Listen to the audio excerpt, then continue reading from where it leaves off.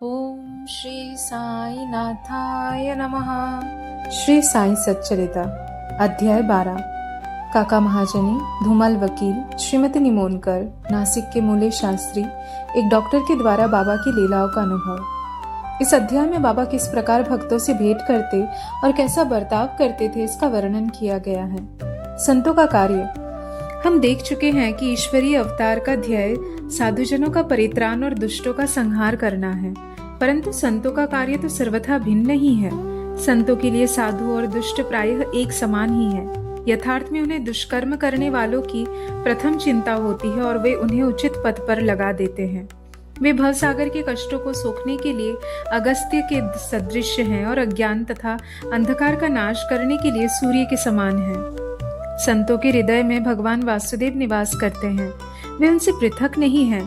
श्री साईं भी उसी कोटि में हैं, जो कि भक्तों के कल्याण के निमित्त ही अवतीर्ण हुए थे। वे ज्ञान ज्योति स्वरूप थे और उनकी दिव्य प्रभा अपूर्व थी। उन्हें समस्त प्राणियों के समान प्रेम था। वे निष्काम तथा नित्य मुक्त थे।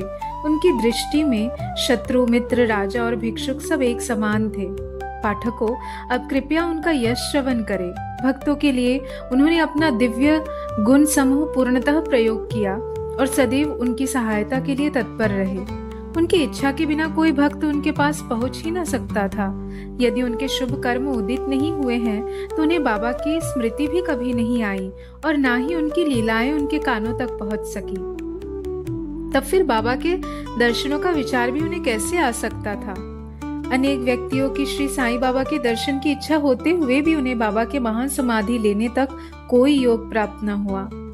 अतः ऐसे व्यक्ति जो दर्शन लाभ से वंचित रहे हैं, यदि वे श्रद्धा पूर्वक साई लीलाओं का श्रवण करेंगे तो उनकी साई दर्शन की इच्छा बहुत कुछ सीमा तक तृप्त हो जाएगी। भाग्यवश यदि किसी को किसी प्रकार बाबा के दर्शन हो भी गए तो वह वहां अधिक ठहर न सका। इच्छा होते हुए भी केवल बाबा की आज्ञा तक ही वहां रुकना संभव था और आज्ञा होते ही स्थान छोड़ देना आवश्यक हो जाता था। अतः ये सब उनकी शुभ इच्छा पर ही अवलंबित था।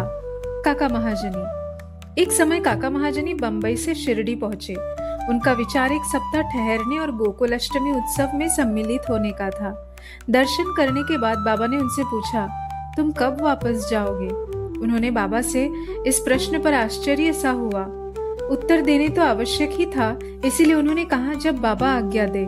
बाबा ने अगले दिन जाने को कहा। बाबा के शब्द कानून थे जिनका पालन करना नितांत आवश्यक था।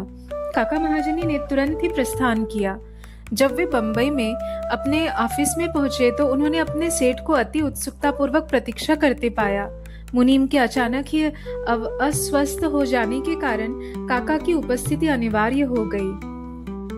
सेठ ने शिरडी को जो पत्र काका के लिए भेजा था वह बंबई के पते पर उनको वापस लौटा दिया गया। भाव साहेब धूमल। अब एक विपरीत कथा सुनिए। एक बार भाव साहेब धूमल एक मुकदमे के संबंध में निफाड़ के न्यायालय को जा रहे थे। मार्ग में वे शिरडी उतरे। उन्होंने बाबा के दर्शन किए और तत्काल ही निफाड़ को प्रस्थान करने लगे, परंतु बाबा की स्वीकृति प्राप्त न हुई। उन्होंने उन्हें शिरडी में एक सप्ताह और रोक लिया। इसी बीच में निफाड़ के न्यायाधीश उदर पीड़ा से ग्रस्त हो गए। इस कारण उनका मुकदमा किसी अगले दिन के लिए बढ़ाया गया। एक सप्ताह बाद भाव साहेब को लौटने की अनुमति मिली। इस मामले की सुनवाई कई महीनों तक और 4 न्यायाधीशों के पास हुई।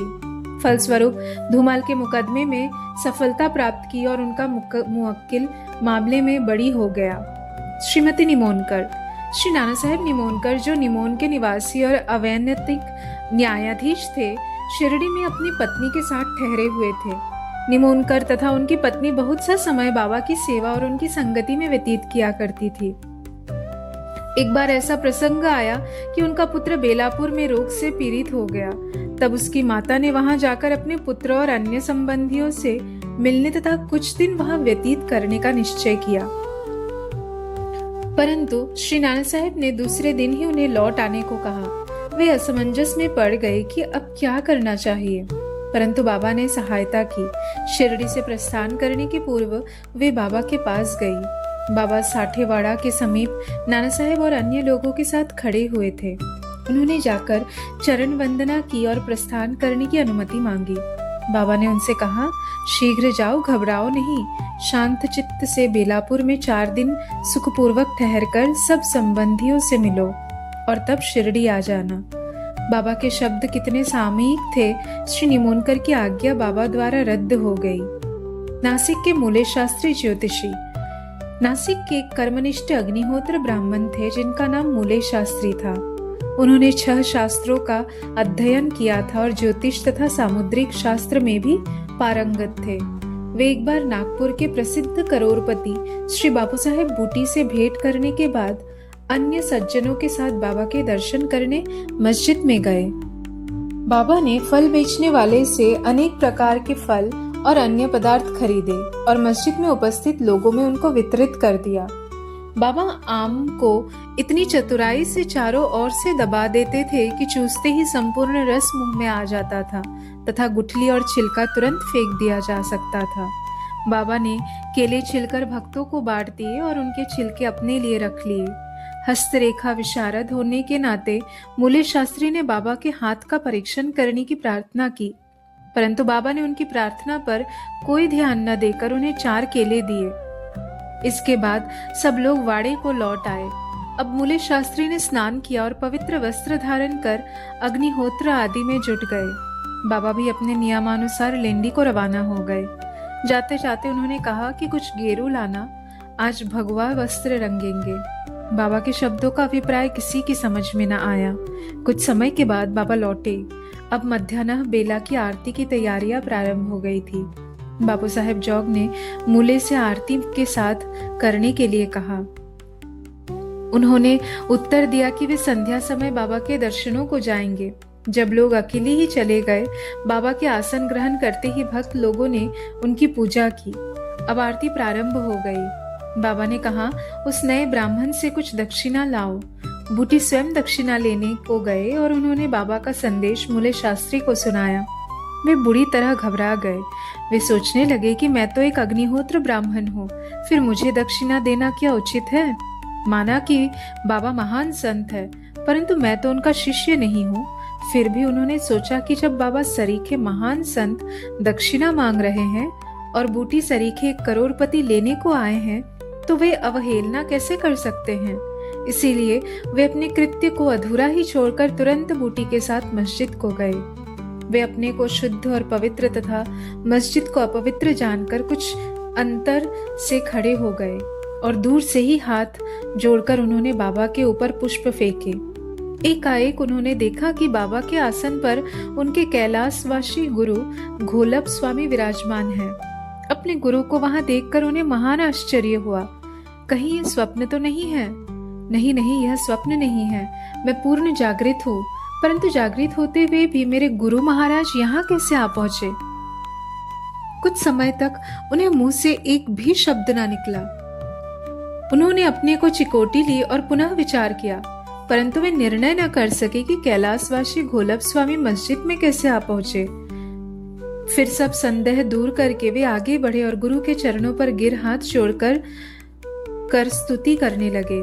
दूसरे भक्त तो बाबा की आरती गा रहे थे, परंतु मूले शास्त्री अपने गुरु के नाम की ही गर्जना कर रहे थे। फिर सब जाति पाति का अहंकार तथा पवित्रता और अपवित्रता की कल्पना त्याग कर वे गुरु के श्री चरणों पर पुनः गिर पड़े। उन्होंने आंखें मूंद ली, परंतु खड़े होकर जब उन्होंने आंखें खोली तो बाबा को दक्षिणा मांगते हुए देखा। बाबा का आनंद स्वरूप और उनकी अनिर्वचनीय शक्ति देख मूले शास्त्री आत्मविस्मृत हो गए। उनके हर्ष का paraवान न रहा। उनकी आंखें अश्रुपूरित होते हुए प्रसन्नता से नाच रही थी। उन्होंने बाबा के पुनः नमस्कार किया और दक्षिणा दी। मूले शास्त्री कहने लगे कि मेरे सब संशय दूर हो गए। आज मुझे अपने गुरु के दर्शन हुए। बाबा की यह अद्भुत लीला देखकर सब भक्त और मूले शास्त्री द्रवित हो गए। गेरू लाओ, आज भगवा वस्त्र रंगेंगे। बाबा के इन शब्दों का अर्थ अब सबकी समझ में आ गया। ऐसी अद्भुत लीला श्री साईं बाबा की थी।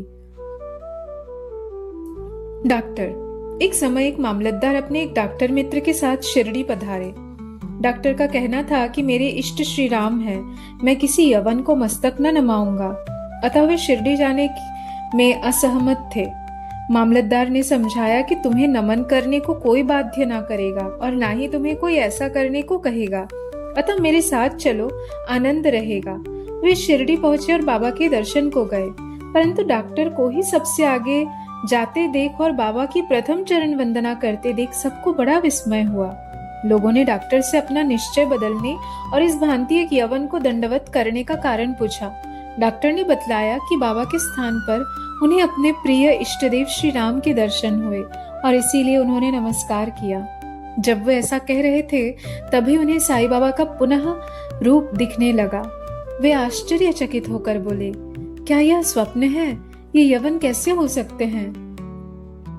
अरे अरे, ये तो पूर्ण योग अवतार हैं। दूसरे दिन तो उन्होंने उपवास करना प्रारंभ कर दिया। उन्होंने प्रतिज्ञा की कि जब तक बाबा स्वयं बुलाकर आशीर्वाद नहीं देंगे तब तक मस्जिद में कदापि न जाऊंगा। इस प्रकार 3 दिन व्यतीत हो गए। चौथे दिन उनका एक इष्ट मित्र खांडेश से शिरडी आया। वे दोनों मस्जिद में बाबा के दर्शन करने गए। नमस्कार होने के बाद बाबा ने डॉक्टर से पूछा, आपको बुलाने का कष्ट किसने किया? आप यहाँ कैसे पधारे? यह प्रश्न सुनकर डॉक्टर द्रवित हो गए और उसी रात्रि को बाबा ने उन पर कृपा की। डॉक्टर के निद्रा में ही परमानंद का अनुभव किया। वे अपने शहर लौट आए तो भी उन्हें 15 दिनों तक वैसा ही अनुभव होता रहा। इस प्रकार उनकी साईं भक्ति कई गुना बढ़ गई।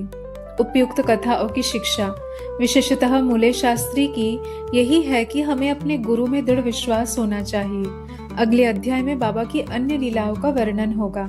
श्री सद्गुरु साईनाथ अर्पणमस्तु। शुभम भवतु।